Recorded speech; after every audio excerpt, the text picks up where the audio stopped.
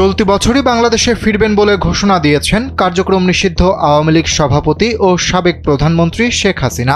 ভারতের আনুষ্ঠানিক যে অবস্থানটা, মানে শেখ হাসিনা দেশে আসতে পারবেন কিনা, ভারত তাকে ফেরত পাঠাবে কিনা, অথবা ভারতের অনুমতি ছাড়াই শেখ হাসিনা নিজে নিজে চলে আসতে পারবেন কিনা, এটা নিয়ে শেখ হাসিনাও কিছু কথা বলেছেন। তার আওয়ামী লীগের বিভিন্ন নেতারা নানা ধরনের কথা বলেছেন। এদেশে থাকা যে সমস্ত রাজনৈতিক নেতৃবৃন্দ আছেন তারা তাদের মতো বক্তব্য দিয়েছেন এবং বাংলাদেশ সরকারও কিছু বলেছেন। কিন্তু আমরা অপেক্ষা করছিলাম যে ভারত সরকার কি বলে। ভারত সরকারের একটা আনুষ্ঠানিক অবস্থান অবশেষে জানা গেল। কি জানা গেল সেটা আমি বলছি একটু পরে।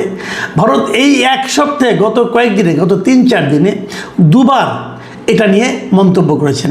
একবার মন্তব্য করেছেন জুলাই মাসের 14 তারিখে, মানে আজকে হলো জুলাইয়ের 17 তারিখে, 3 দিন আগে তারা একটা মন্তব্য করেছেন। এবং সেই মন্তব্যটা করেছেন ওনারা যে রয়টার্সকে দেওয়া শেখ হাসিনার যে ইন্টারভিউ, সেই ইন্টারভিউ প্রশ্নে ভারতের যে একটা সাপ্তাহিক সংবাদ সম্মেলন ছিল ওদের রাষ্ট্রের সরকারের, সেখানে ওদের যে মুখপাত্র আছে মিস্টার রণধীর জয়সওয়াল, এই জয়সওয়ালকে জিজ্ঞাসা করা হয়েছিল এই ব্যাপারে যে শেখ হাসিনার ইন্টারভিউ সম্পর্কে আপনাদের কি মন্তব্য। উনি তার জবাবে বলেছেন স্পষ্ট করে, আমি যদি কোট আনকোট আপনাদেরকে পড়ে শোনাই। উনি বলেছিলেন যে এই নির্দিষ্ট বিষয়ে আমাদের অবস্থানের কোনো পরিবর্তন হয়নি।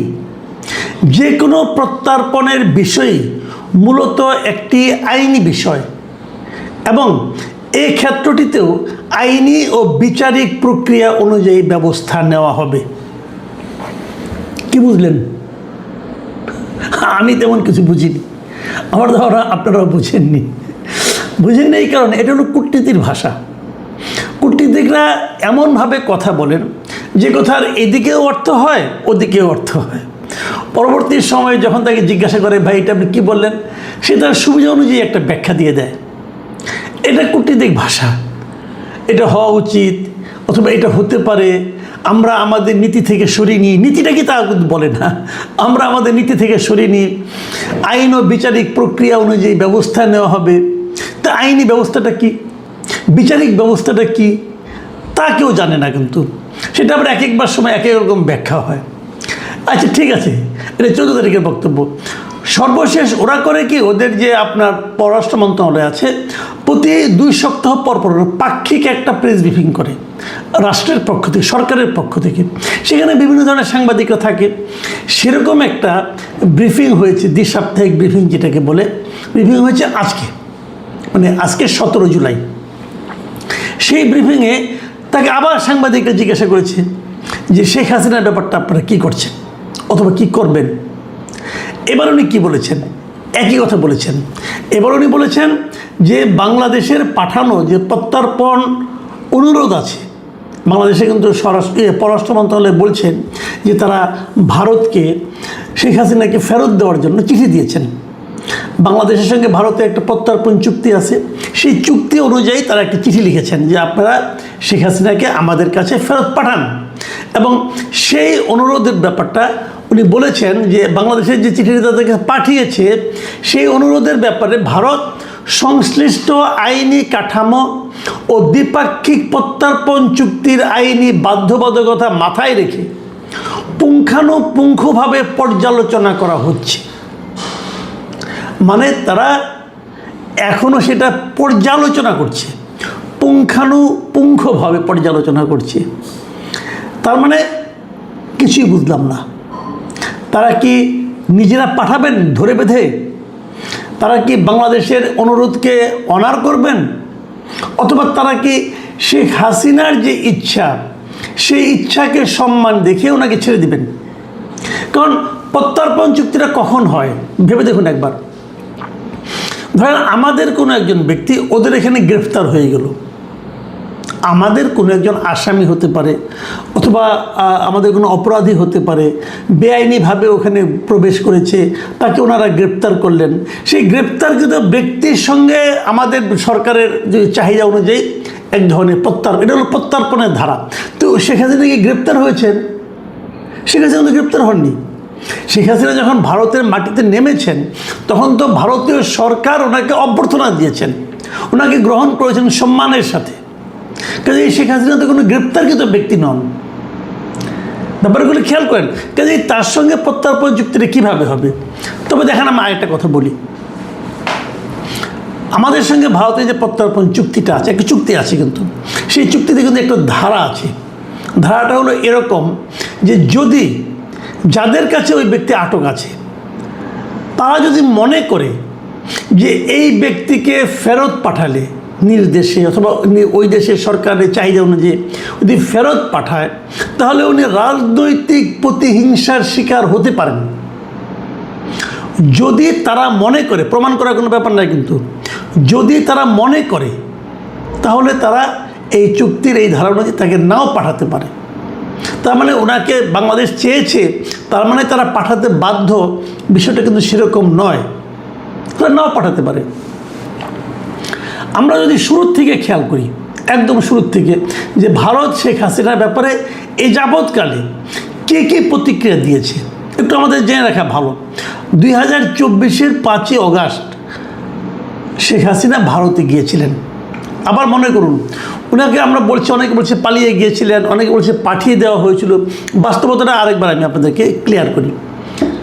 উনি নিজে হেঁটে গিয়েছেন, যে হেলিকপ্টারে উঠেছেন, ওনাকে কেউ চেংদোলা করে নিয়ে যায় না। কিন্তু তার মানে ওইটুক দেখে মনে হতে পারে উনি যাচ্ছেন স্বেচ্ছায়। তারপর হলো উনি কেন যাচ্ছেন এটা কিন্তু আমরা জানি না। ওনাকে কি বলা হয়েছিল তাও আমি জানি না।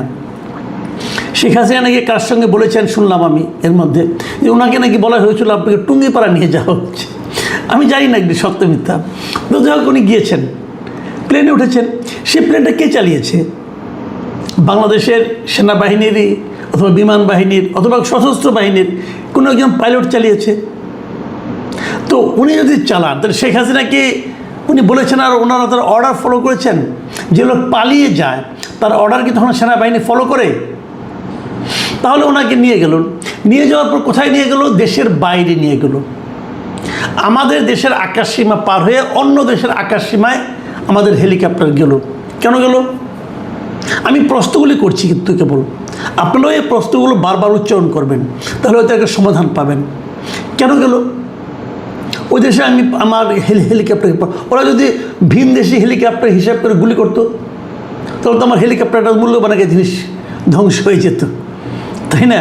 শেখ হাসিনা শেখ রানা খারাপ লোক বুঝলাম, কিন্তু হেলিকপ্টারটা তো একটা গুরুত্বপূর্ণ জিনিস, আমাদের সম্পদ।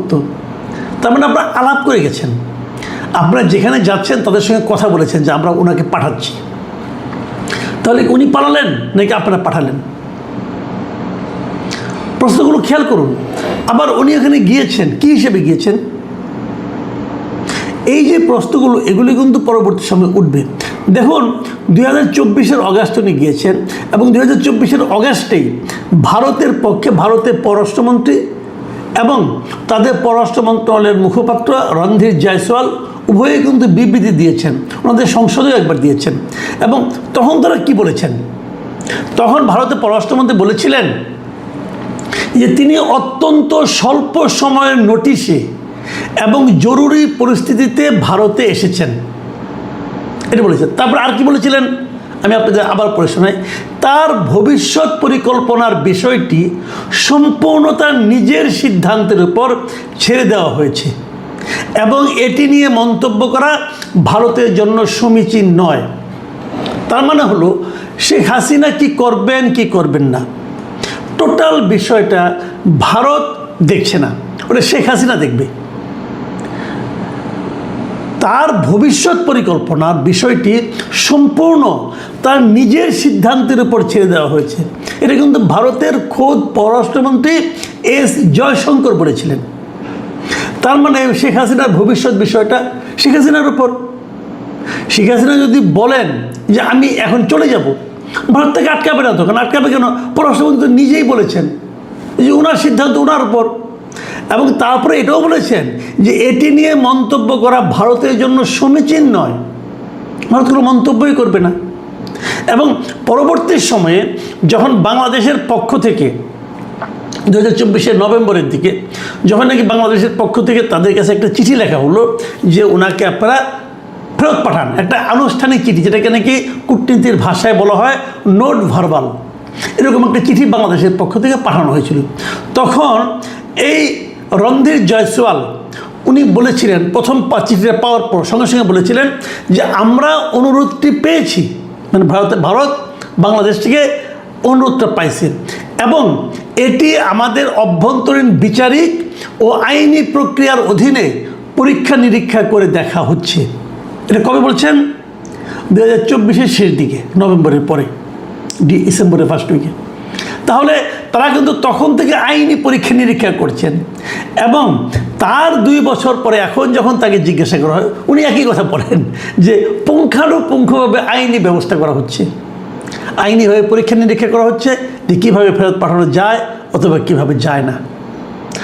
আর ওনাদের পররাষ্ট্রমন্ত্রী বলেছিলেন পুরো বিষয়টা শেখ হাসিনার ইচ্ছার উপর নির্ভর করবে। তাহলে এখন প্রশ্ন হচ্ছে, এদিকে আমাদের নেতারা কিন্তু বলে বেড়াচ্ছেন, যেমন আমাদের এনসিপির নেতা উনি তো বলেছেন যে শেখ হাসিনাকে ফেরত পাঠালে পরে তার কোনো আপিলের সুযোগ নাই, তার মৃত্যুদণ্ড কার্যকর করা হবে। উনি ওনার মতো করে বলেছেন, কারণ একটা মামলায় তো ওনার মৃত্যুদণ্ড হয়েছে, ওই মামলা আপিলের জন্য 30 দিনের সময় ছিল, 30 দিনের সময় পার হয়ে গেছে, কিন্তু আপিল উনি ওনার পক্ষ থেকে করেও নাই, কাজে মৃত্যুদণ্ড হয়ে যাবে। এটা উনার যে বক্তব্য, এই বক্তব্যটাও আমি মনে করি যে আইন অনুযায়ী ঠিকই আছে। শামা ওবায়েদ আমাদের যিনি পররাষ্ট্র প্রতিমন্ত্রী, তিনি বলেছেন শেখ হাসিনাকে ফেরাতে ভারতের সদিচ্ছা প্রয়োজন। উনি ওনার কূটনৈতিক ভাষায় পররাষ্ট্র প্রতিমন্ত্রী হিসেবে যেভাবে বলা দরকার সেভাবেই বলেছেন। তাহলে আসলে হবেটা কি এটা আমরা কেউ জানি না। আবার শেখ হাসিনা একটা আলটিমেটামও দিয়েছে, ডিসেম্বর, উনি একটা তারিখ ঘোষণা করেছেন যে ডিসেম্বরে উনি ফেরত আসবেন। আসলে কি হবে, না আসলে কি হবে, ওনার আশাকে কেন্দ্র করে কার মধ্যে কি প্রতিক্রিয়া। এর মাঝখানে আরেকটা ভিডিও দেখলাম, সেখানে উনি একই কথা, ভিডিও ঠিক না, অডিও রেকর্ড শুনলাম, সেখানে উনি একই কথা বলেছেন, দলের লোকজন নিয়ে উনি আসছেন। কি হবে আসলে ব্যাপারটা নিয়ে আমরা কেউ জানি না। তবে আমি আজকে ওনার আসলে পরে ওনার রাজনীতির কি ভবিষ্যৎ হবে, এবং যেভাবে নাহিদ ইসলাম বলছেন যে আসবে সঙ্গে সঙ্গে ধরে নিয়ে যে ফাঁসিতে ঝুলাই দিবে, বিষয়টা কি এতই সহজ কি না সেটাও আমার কাছে কিন্তু ক্লিয়ার না। কারণ এই দেশের নাহিদ ইসলাম হয়তো ওনার দলের শক্তির সঙ্গে তুলনা করে চিন্তা করেছেন যে আমার দলের যে শক্তি যদি এরকম হয় তাহলে কী হতে পারতো, কিন্তু নাহিদ ইসলামের পক্ষে কি কল্পনা করা সম্ভব যে এনসিপির শক্তির সঙ্গে আওয়ামী লীগের শক্তির কত পার্থক্য? মনে হয় না। সেই কী হবে বলা বড় কঠিন। তবে ভারত কি ভাবছে সেটাও কিন্তু কিছু বুঝিনি। তবে ভারত সহজভাবে কিছু বলছে না। সহজভাবে যখন কিছু না বলে, একটা সহজ প্রশ্নের যখন নাকি অস্পষ্ট উত্তর আসে তখনই কিন্তু মানুষের সন্দেহটা বাড়ে। প্রিয় দর্শক, আমরা চলুন সন্দেহ নিয়ে আগামী কয়েকটা দিন পার করি। আল্লাহ হাফেজ।